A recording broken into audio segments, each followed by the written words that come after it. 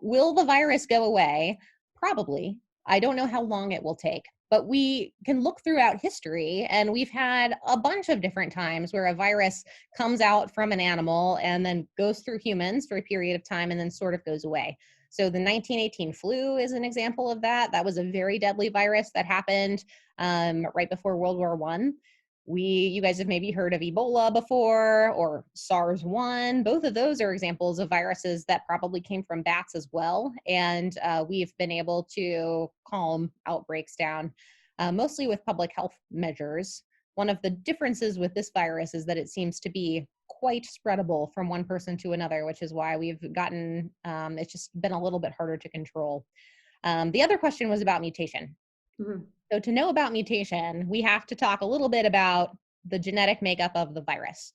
So your cells, human cells, are made up of DNA is what causes, it's like their instruction book. It's how they know how to be a human cell and how they know how to turn into a lung cell or a brain cell or whatever else.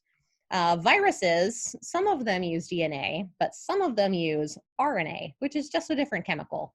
Coronaviruses use RNA.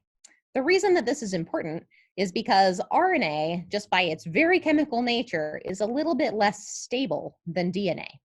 Another difference is most of the time, human cells all the time, have like a spell checker to make sure that when their DNA replicates, it does a perfect job.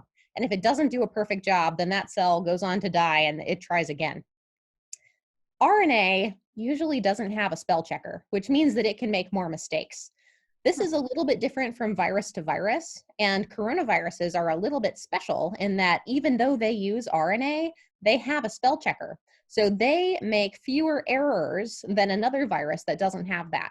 So this virus, even though it's been in millions of people at this point, and it's been circulating since the late fall of 2019, it hasn't made as many errors or mutations as another virus may have. So the differences that we're seeing in people is probably because the person is different and not because the virus is different.